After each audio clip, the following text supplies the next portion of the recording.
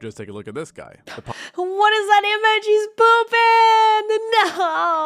Dinosaurs. We love them, but some people sadly only love to make fun of them.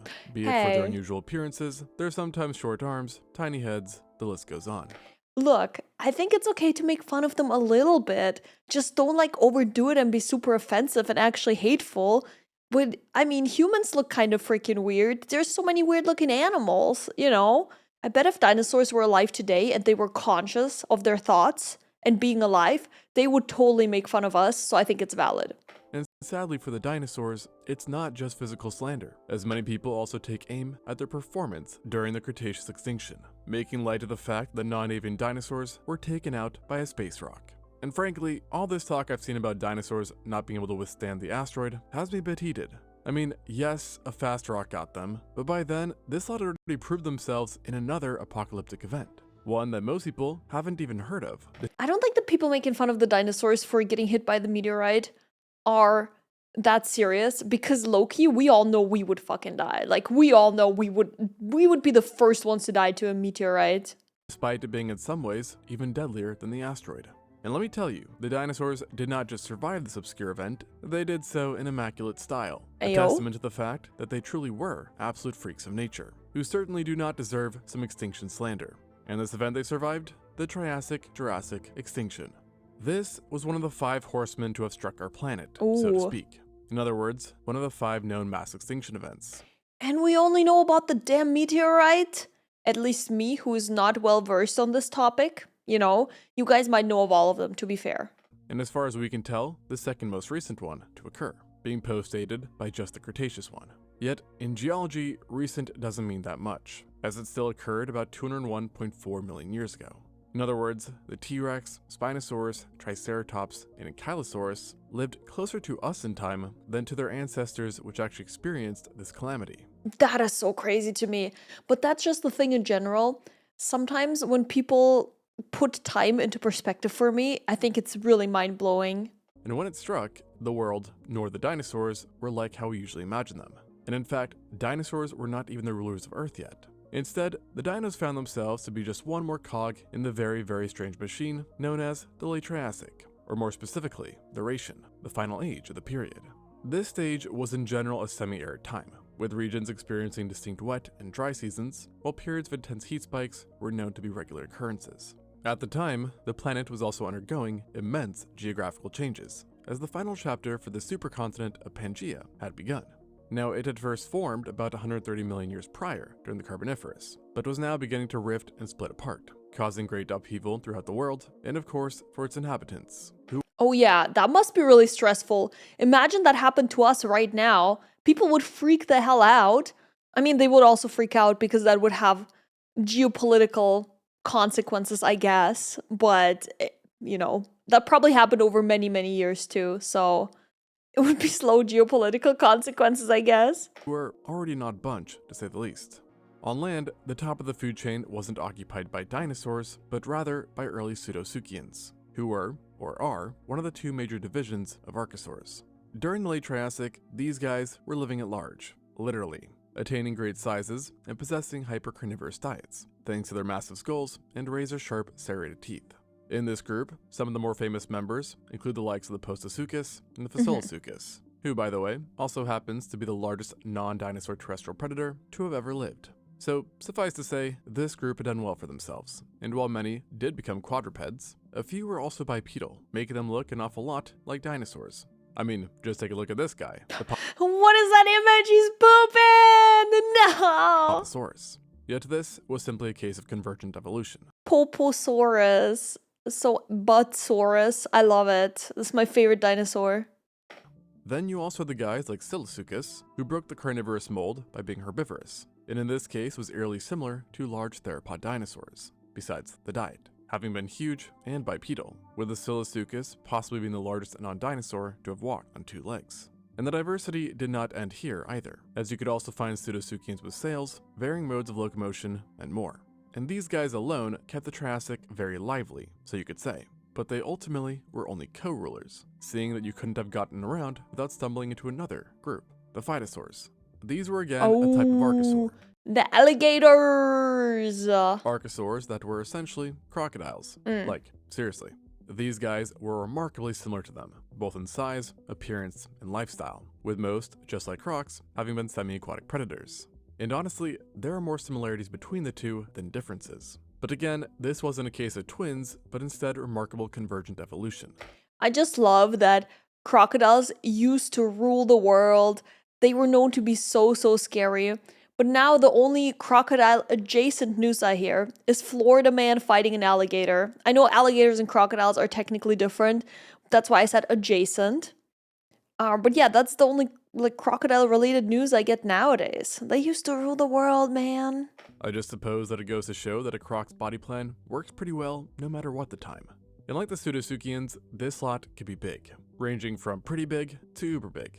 So with them and the former, the world definitely had its fair share of predators. And then of course, you'd still have to take into account the vast amounts of horrific amphibians, giant formidable dicynodonts, and armored aodosaurs who roamed the land. While in the waters, the situation was arguably even more chaotic, with fish, giant ichthyosaurs, early plesiosaurs, cephalopods, and an endless array of wacky marine reptiles cruising along. But of course, amongst this cacophony of life, we also had the main characters of the Mesozoic trilogy, dinosaurs.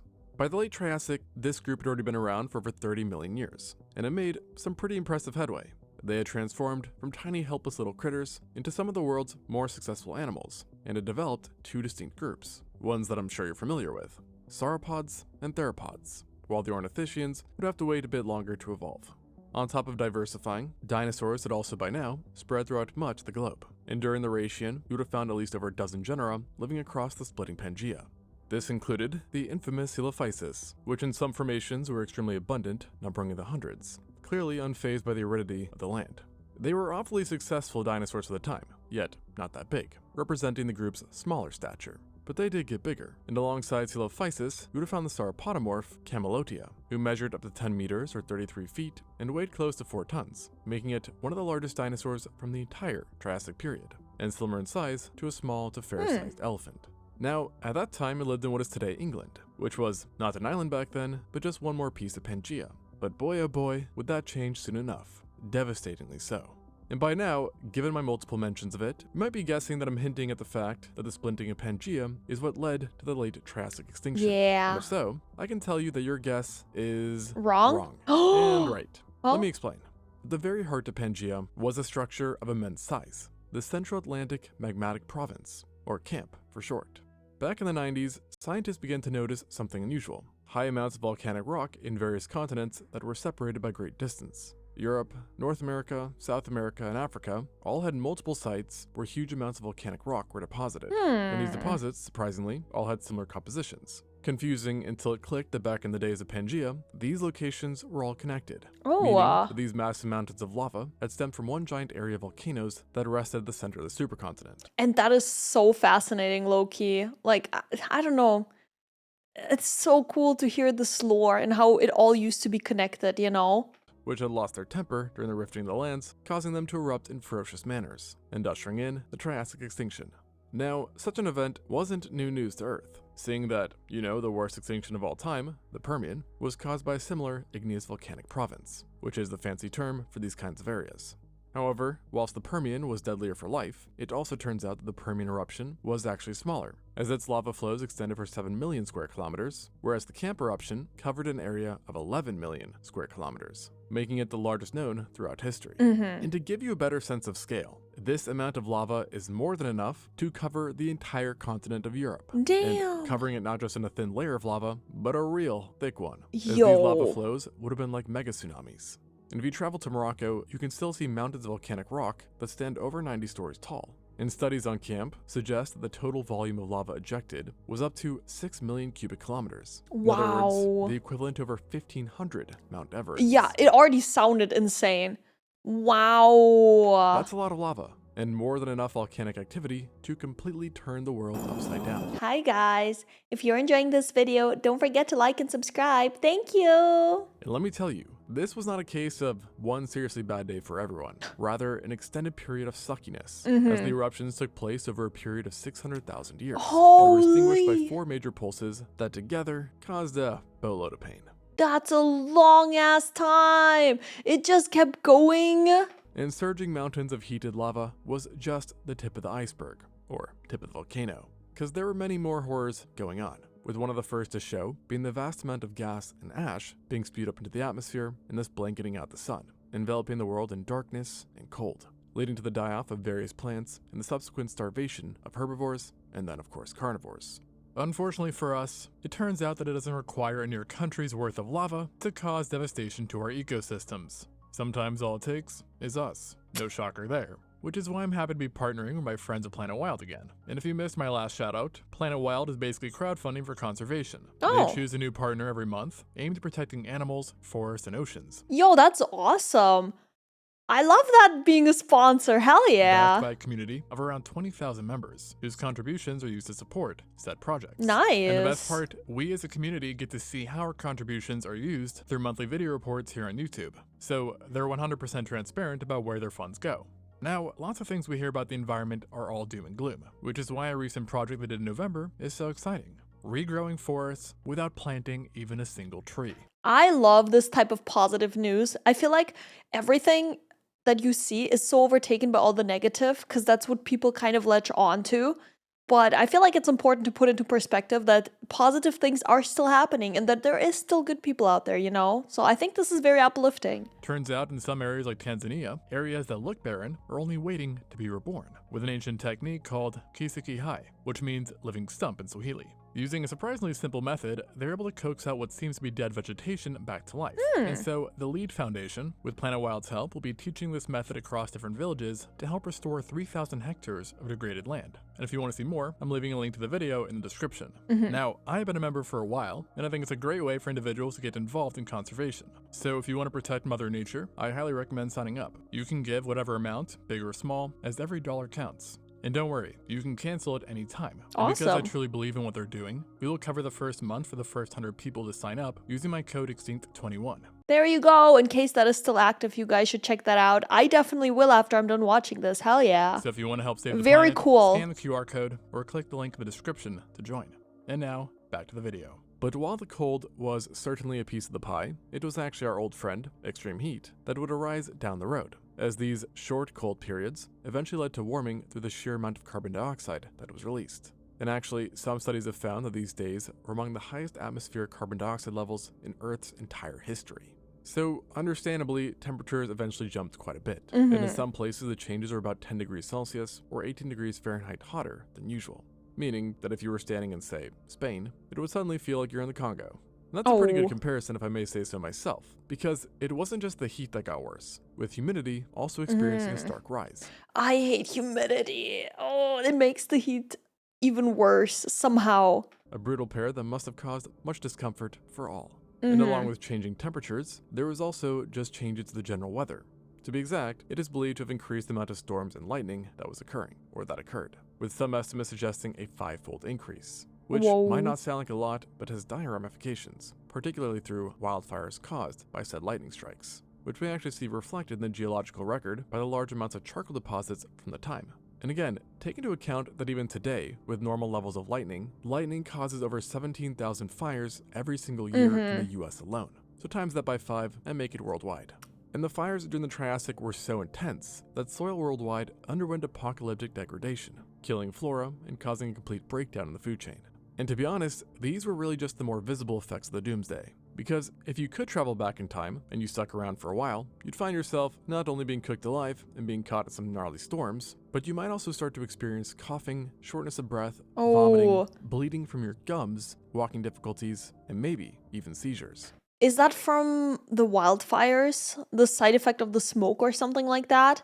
At the same time, you'd also notice a strange metallic taste in your tongue. And why, you may ask? Well, it's because during this event, copious amounts of toxic mercury were released by said eruptions, which covered so much of the planet that paleontologists even see that spores had their DNA mutated by the mercury.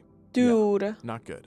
So obviously, this event was clearly nasty business, and this all doesn't include any of the things that are occurring in the waters, as the situation was very messed up there too. And the eruptions had led to many parts of the ocean and seas becoming anoxic, meaning oxygen was absent to such a degree that it caused life to suffocate, while the pH level of the water also dropped, indicating global ocean acidification.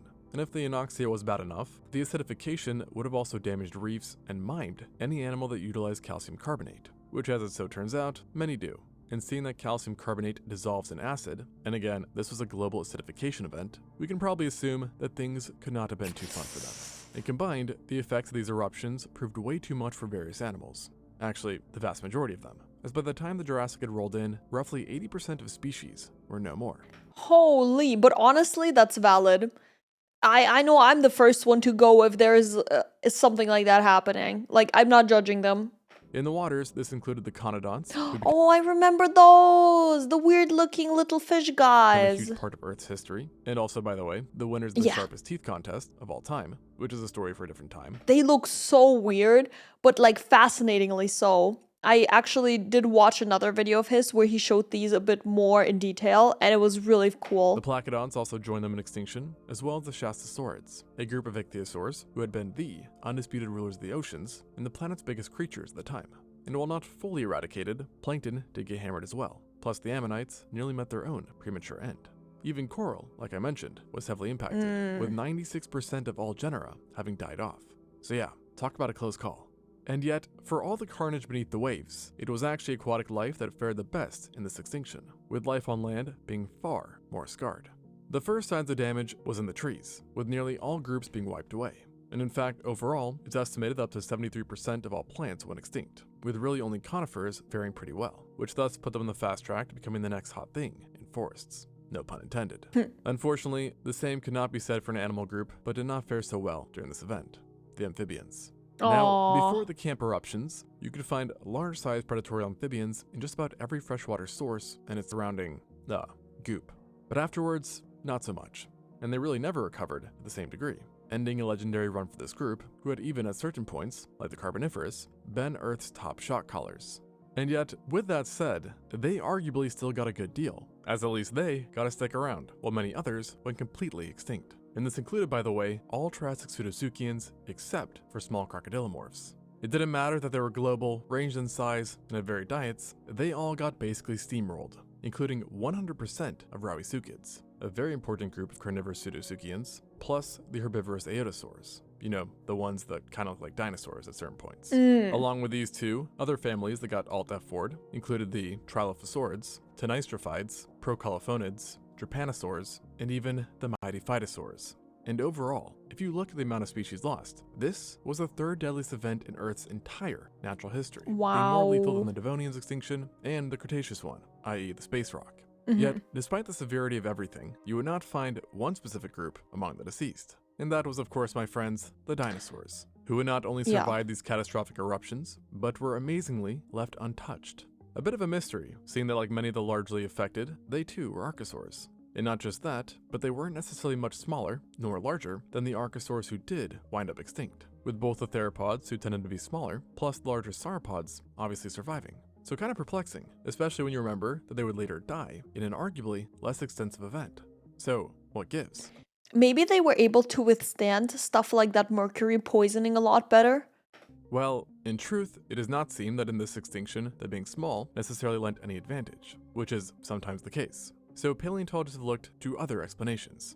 And a surprising hypothesis has been put forth, which is that the late Triassic dinos really had their ancestors to thank. It's believed that the earliest ancestors of dinosaurs were fluffy, feathery creatures and had warm-blooded metabolisms. And the thought is that these traits extended to a lot of the late Triassic dinosaurs, who were still a bit more primitive.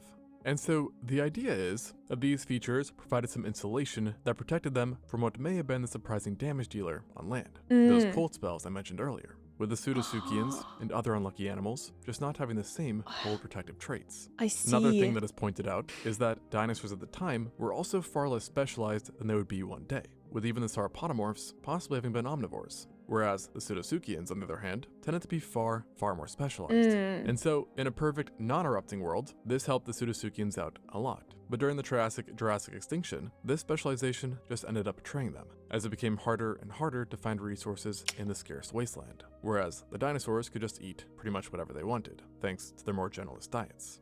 Besides physical differences, some believe that the dinosaur survival simply boiled down to their luck. In other words, being in the right place at the right time. As it turns out, that because their range was more heavily concentrated southwards, including in Antarctica, where pseudotsuchians were sparser, this could have helped shield them from the worst effects. But whatever the case, the point is, the dinosaurs made it through, and now found themselves in a nearly Yippee! empty new world. And thus they swiftly became one of the most common animals around, kickstarting their mighty dynasty that would last for millions upon millions of years. On top of securing their rule, this mass extinction was also huge for dinosaurs, as without it, many kinds would likely never have evolved, as it was only afterwards that we see major radiation in this group that eventually led to things like ornithischians, as well as a host of new theropods and sauropods. So, ironically, while the dinosaurs have reasons to hate mass extinctions, they also have a pretty good reason to love them. And actually, so does one more group that I've yet to mention, who also in some sense won the lottery when it came to these eruptions. And that was the pterosaurs. This clade of flying reptiles had actually just appeared during the late Triassic, and were a sight for sore eyes at the time, for they were the earliest vertebrates to ever achieve true powered flight. As a kid, this was literally my favorite type of dinosaur. They're so cool. They can fly. Like, hello. Which is pretty OP. And because they Yeah. were the first, you'd expect great success. But in reality, they weren't doing so well in the beginning. It's not that they were doing bad per se, just that in the beginning, they were very small and very rare, making expansion no small task. On top of that, they also had to put up with the Vtuberidae, a family of archosauromorphs that have since fallen into obscurity, but in some sense are one of the most amazing things found during the late Triassic, as members possessed not wings, but wing-like legs. Yes, legs, which supported them in gliding. That's really cool. So while powered flight was still patented by pterosaurs, there was still a bit of competition at the time.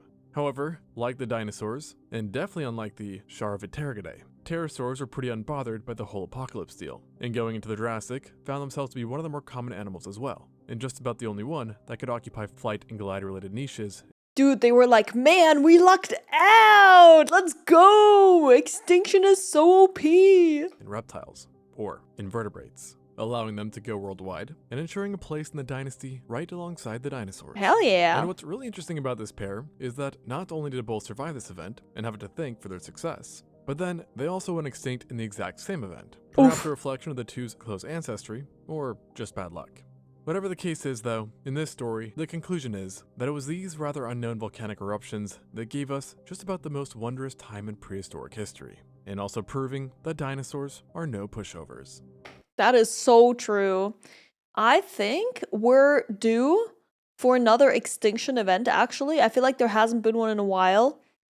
But I think this time it's gonna definitely be induced by humans. So, and when I say we're due for one, I would prefer if it was not during my lifetime. Could we do like, say, in 1,000 years? That would be pretty chill. If humanity went extinct then, I don't have to worry about it. So yeah, but I definitely think the humans will kickstart it for sure.